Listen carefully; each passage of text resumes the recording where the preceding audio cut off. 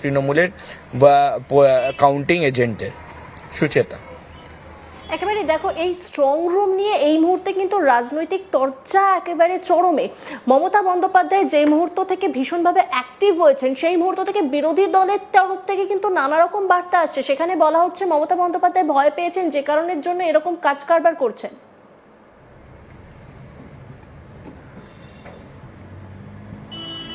দেখো, এই ধরনের বিষয় তো বলা হয়েছে, অবশ্যই বলা হয়েছে, এবং বিজেপির তরফ থেকে বারবার করে বিভিন্ন ধরনের আক্রমণ কিন্তু তৃণমূল কংগ্রেসের দিকে শানানো হচ্ছে। কেউ বলছেন যে মুখ্যমন্ত্রী মমতা বন্দ্যোপাধ্যায় ভয় পেয়ে গিয়েছেন, কেউ বলছে তৃণমূল কংগ্রেস ভয় পেয়ে গিয়েছে, এবং সে কারণেই হয়তো পুরো বিষয়টাকে নিয়ে এই মুহূর্তে আরও বেশি জল ঘোলা হচ্ছে যে কেন হঠাৎ করে তৃণমূল কংগ্রেসের তরফ থেকে, যখন ইলেকশন কমিশন অফ ইন্ডিয়া বলছে বা সিইও পশ্চিমবঙ্গ দফতর বলছে যে তারা একটি ইন্টিমেশন দিয়েছিল যে এই ব্যালটগুলোকে সেগ্রিগেট বা শর্ট আউট করা হবে, আলাদা আলাদা করে রাখা হবে, তখন দলের প্রতিনিধি পাঠানোর কথা বলা হয়েছিল মেল মারফত, এবং সেই মেলের যে কপি, সেই মেলের কপিও তারা প্রকাশ করেন। তারপরেও কেন তৃণমূল কংগ্রেস একেবারে বলা যায় যে ওপরিচাপ দিচ্ছে, এই বিষয়টা নিয়ে কিন্তু তখনই জল ঘোলা শুরু হয়েছে বিরোধীদের মধ্যে, এবং বিরোধীরা সরাসরি আক্রমণ করে বলছেন যে মমতা বন্দ্যোপাধ্যায় তার পায়ের মাটি সরে গিয়েছে, তৃণমূল কংগ্রেস তার পায়ের মাটি সরে গিয়েছে, সে কারণেই নাকি এই মুহূর্তে দাঁড়িয়ে তিনি প্রচেষ্টা করছেন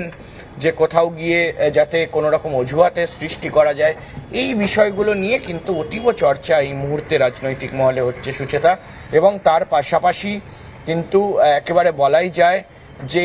আর মাত্র কয়েক ঘন্টা অপেক্ষা, অর্থাৎ আর 24 ঘন্টা বলা যায় যে, এবং 24 ঘন্টা পরই কিন্তু 24 থেকে 36 ঘন্টা পরই কিন্তু একেবারে শুরু হয়ে যাবে কাউন্টিং, এবং সেই কাউন্টিংয়ের ফলাফল আসতেও শুরু করে দেবে। অর্থাৎ মাঝে রয়েছে আর একটা দিন, এবং সেই একটা দিন এবং রাত, সারা দিন এবং সারা রাত, সেই দিন ঠিক কোন দিকে এই মুহূর্তে দাঁড়িয়ে খেলা যায় বা এই এই এই এই খেলা কোন দিকে এগিয়ে যায়, সেই বিষয়টা এই মুহূর্তে দেখার বিষয় রয়েছে। কিন্তু অবশ্যই বলা যায় যে দুই দল, অর্থাৎ বিজেপি একদিকে যেমন, অন্যদিকে কিন্তু তৃণমূল কংগ্রেসও, তারা দুজনই কিন্তু এই মুহূর্তে চাপের মধ্যে আছে, এবং এটা কিন্তু বলাই বাহুল্য যে এবারের যে নির্বাচন, সেই নির্বাচনটা ক্লোজ কন্ট্যাক্ট বা ক্লোজ ফাইট দেখাতে চলেছে। অর্থাৎ এমনটা অবাক হবার কিছু থাকবে না যদি কোথাও গিয়ে একেবারে বলা যায় যে ভারতীয় জনতা পার্টি একেবারে টাই ফাইট হলো তৃণমূল কংগ্রেসের সঙ্গে, বা কোথাও গিয়ে সিটের যে ব্যবধান, সেই ব্যবধান খুবই কম হলো। এই বিষয়টা কিন্তু এই মুহূর্তে জল্পনা উড়িয়ে দেওয়া যাচ্ছে না। আবার অনেকের মতে আমরা দেখতে পাচ্ছি যে বিভিন্ন জায়গায় এক্সিট পোল করা হয়েছে, সে জায়গায় বলা হচ্ছে যে বিজেপি এগিয়ে রয়েছে, আবার কেউ কেউ বলছেন তৃণমূল এগিয়ে রয়েছে। অর্থাৎ সে জায়গায় দাঁড়িয়ে এখনো পর্যন্ত কিন্তু বলা যায় যে নিজের ধৈর্য দুই দলকেই ধরতে হবে, এবং মানুষজন যারা অধীর অপেক্ষায় বসে রয়েছেন ভোট দেওয়ার পরে যে ঠিক এবারের নির্বাচনে কি হতে চলেছে, পাশা কি পাল্টাবে নাকি কোথাও গিয়ে ফের একবার প্রত্যাবর্তন ঘটবে মমতা বন্দ্যোপাধ্যায়ের, সেদিকেই কিন্তু এই মুহূর্তে নজর রয়েছে। সুচেতা, অনির্বাণ, এখান থেকে আরও একটা বিষয় দেখো, দিলীপ ঘোষকে যখন প্রশ্ন করা হয়েছিল যে নেতাজি ইন্ডোর স্টেডিয়াম এবং সাখাওয়াত মেমোরিয়াল কেন এত সমস্যা হচ্ছে, কারণ আমরা জানি সাখাওয়াতে পৌঁছে গিয়েছিলেন মমতা বন্দ্যোপাধ্যায়, অন্যদিকে নেতাজি ইন্ডোর স্টেডিয়াম সেখানে শশী পাজা, কুণাল ঘোষ তারা ছিলেন। যখন এই প্রশ্ন করা হয় তখন কিন্তু তিনি বলছেন যে মমতা বন্দ্যোপাধ্যায় হারবেন, যেখান থেকে তিনি ভোট পেতেন, জোর জুলুম করে ভোট পেতেন, সেই সমস্ত জায়গাগুলো এবারে বন্ধ করে দিয়েছে নির্বাচন কমিশন, যে কারণে কনফিডেন্সের অভাব, সেই কারণের জন্য এই দুটো জায়গাতেই বেশি অশান্তি হচ্ছে,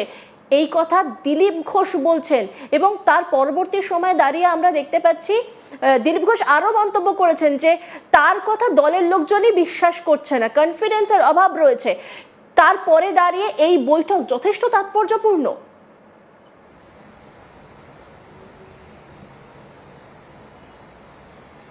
দেখো সুচেতা,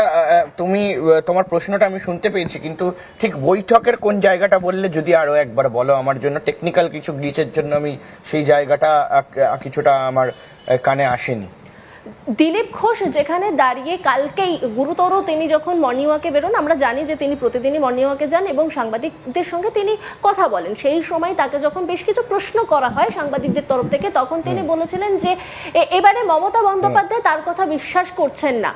মমতা বন্দ্যোপাধ্যায়ের কথা কোথাও গিয়ে কনফিডেন্সের অভাব রয়েছে, তার দলের যারা কর্মীরা রয়েছেন তারাই মমতা বন্দ্যোপাধ্যায়ের কথাকে বিশ্বাস করতে পারছেন না, এমন একটি মন্তব্য কিন্তু করেছিলেন।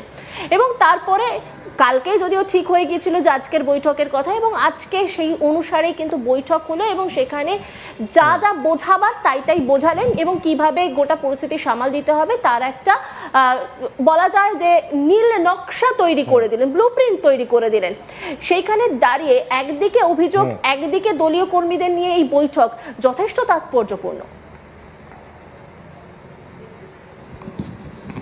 দেখো একেবারেই তাই, এবং বিভিন্ন বিষয় নিয়ে আলোচনা হয়েছে, তার মধ্যে অভিষেক বন্দ্যোপাধ্যায় বলেছেন, তার মধ্যে মমতা বন্দ্যোপাধ্যায় বলেছেন, এবং আমার মনে হয় কোথাও গিয়ে কিন্তু এই যে এতদিনের যে লড়াই, অর্থাৎ প্রতিটি দলই নিজেদের মতো করে লড়াই করেছে, সেটা বিজেপি হোক, তৃণমূল কংগ্রেস হোক, দলমত নির্বিশেষে কিন্তু প্রতিটা লোক যারা এই রাজনীতির সঙ্গে যুক্ত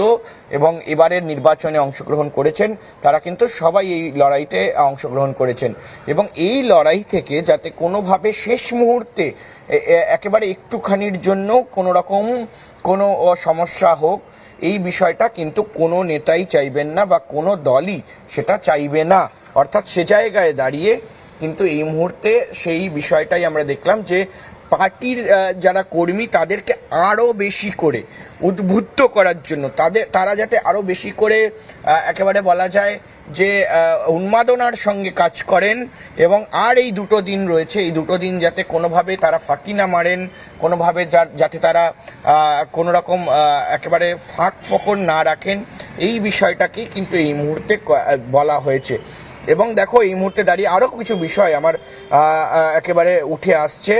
যে এই এক্সিট পোল, সেই এক্সিট পোল নিয়েও কিন্তু এই বিষয়টাতে বলা হয়েছে যে ম্যানুপুলেট করা হচ্ছে স্টক মার্কেটকে, সেই স্টক মার্কেটকে ম্যানুপুলেট করা হচ্ছে। মমতা বন্দ্যোপাধ্যায় এই বিষয়টা নিজের কর্মীদেরকে বলেছেন, এবং তিনি এটাও বলেছেন, তিনি এটা বলে কিন্তু সবার মনোবল বাড়িয়েছেন যে 2021 সালেও এক্সিট পোল হয়েছিল, 2024 সালেও এক্সিট পোল হয়েছিল, হঠাৎ করে এই 2021 বা 24-এ এক্সিট পোল হওয়ার পরে তার সেখানে যদি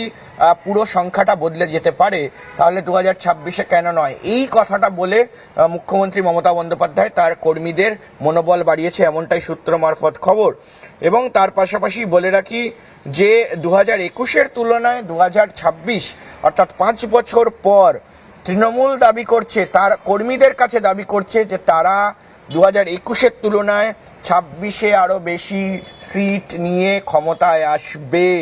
এই বিষয়টাও কিন্তু আজকে যেমনটা বলছিলাম যে মিটিংয়ে স্পষ্ট করা হয়েছে। এবং